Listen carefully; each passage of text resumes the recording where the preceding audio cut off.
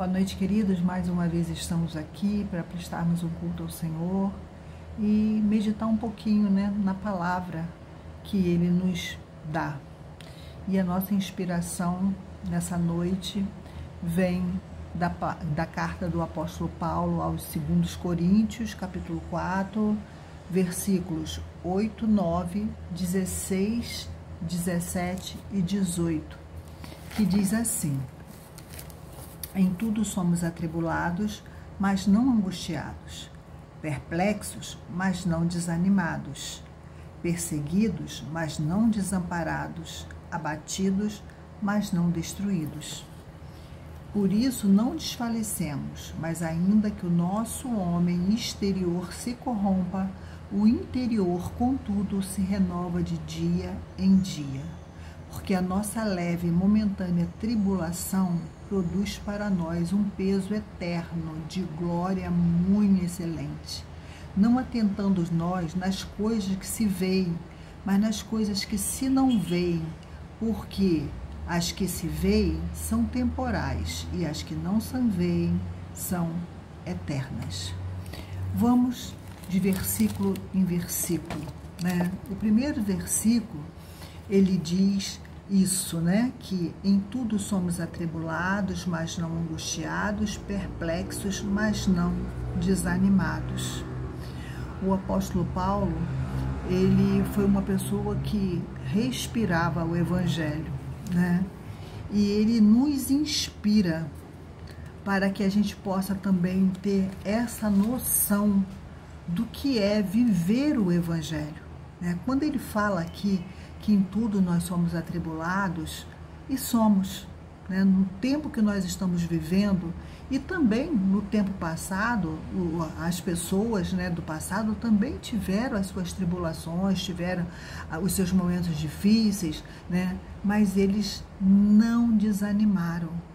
E a proposta do apóstolo Paulo é justamente isso, que nós devemos manter a coragem, devemos perseguir, e a nossa fé, porque é uma perseguição, não é fácil, nós estamos enfrentando dias difíceis, mas no passado não foi mais fácil do que está sendo hoje, cada um na sua época, mas nós não somos sucumbidos. É isso que a palavra diz, que nós não somos sucumbidos. Perseguidos, mas não desamparados, abatidos, mas não destruídos. Enquanto nós estivermos firmes no Senhor, nós não seremos destruídos, mesmo em meio a todas as dificuldades que nós enfrentamos, E é importante a gente saber que as dificuldades, elas vêm e vão. Eu costumo sempre dizer isso, As coisas boas passam, mas também as ruins passam. Mas o nosso Deus, Ele permanece para sempre. E é essa a nossa esperança, é essa a nossa confiança, porque a nossa força vem dEle, Não somos nós que somos fortes, mas a nossa força vem do Senhor. Tem dia que a gente está tão abatido que a gente pensa que a gente não vai conseguir levantar no dia seguinte. E no dia seguinte a gente levanta, a gente vai trabalhar, vai botar filho para a escola, vai, enfim, fazer mil coisas, porque o Senhor nos sustenta, é Ele que nos ajuda em todas as nossas dificuldades. E essa é o recadinho que o apóstolo Paulo deixou para eles no tempo deles, lá em Coríntios, e deixa para nós hoje também, que nós devemos continuar firme no Senhor, porque é dele que vem a nossa força. No versículo 16 diz: por isso é que nós não desfalecemos, mas ainda que o nosso homem exterior se corrompa, o interior, contudo, se renova de dia em dia. O nosso exterior é tudo aquilo que é aparente, E o nosso interior é tudo aquilo que a gente mantém na questão espiritual, na nossa força, no nosso desejo de continuar firme, Aqui tudo vai passar, mas a eternidade nos espera, e é isso que nos consola. E essa renovação, que nós temos a necessidade de fazer a nossa renovação espiritual, que é todos os dias, né? Porque a gente quer renovar nosso guarda-roupa, a nossa casa, né? Comprar um carro novo. A gente está sempre procurando, né, uma renovação. E até em termos de estudo, a gente está se atualizando, a gente está buscando, né, novos conhecimentos. E por que não essa renovação espiritual? Por que essa não atualização? Né? Porque a gente estuda a palavra e a gente sabe que tem N interpretações. E muitas vezes as pessoas dizem, porque a Bíblia falha aqui, falha ali. E a gente vê que não tem falhas na Bíblia. A falha está em nós, porque nós não sabemos interpretar a Bíblia. Né? Nós não sabemos como estudar devidamente a Bíblia. Por isso que nós temos aí, né, várias igrejas fazendo várias coisas totalmente fora.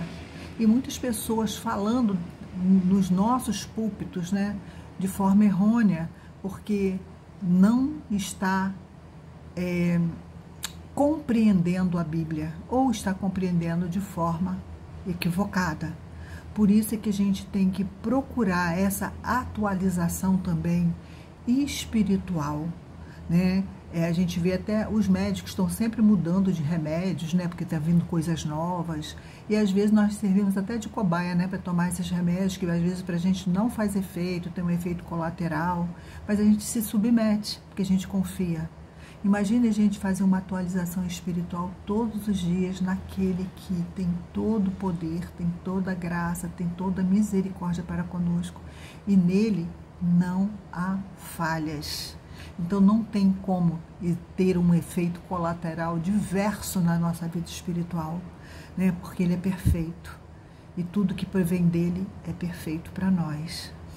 E no último versículo diz, né, não atentando nós para as coisas que se veem, mas que não se veem, porque as que se veem são temporais e as que não se veem são eternas, né? O olhar para quem é invisível, que para nós ele não é invisível. Todos os dias nós podemos, né, estar cara a cara com o Senhor.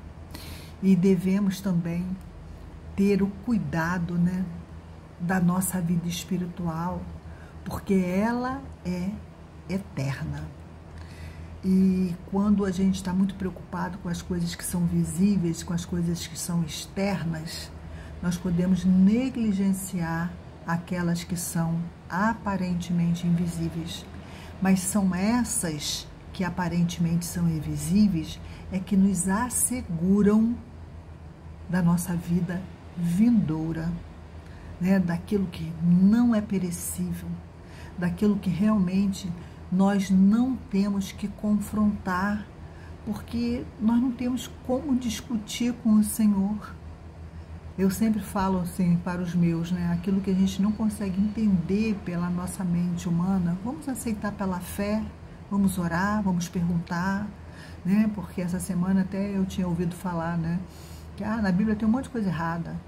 Aí a gente começou assim, a pensar sobre o quê? A arca de Noé, claro que não cabia todos os animais ali dentro, nem que a arca fosse do tamanho do mundo. Mas, gente, será que isso é essencial? Será que não existem aí algumas metáforas tentando, né, somente dar uma ideia do que foi aquilo, aquele momento tão importante, né?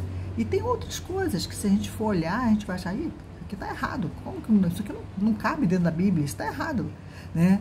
Mas é isso que a gente está falando, né? As interpretações, as perguntas ao Senhor, o discernimento, tudo vem através dessa renovação espiritual que nós precisamos ter para termos o consolo, termos a orientação e termos o desejo de não pararmos, porque senão a gente vai sentar e vai chorar. E não é isso que o Senhor quer. O Senhor quer que a gente seja alegre, que a gente seja esperançoso, porque a nossa alegria vem do Senhor e a nossa esperança não está aqui nesse mundo.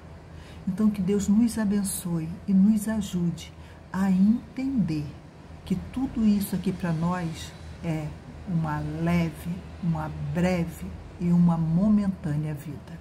A nossa vida está com o Senhor. Amém.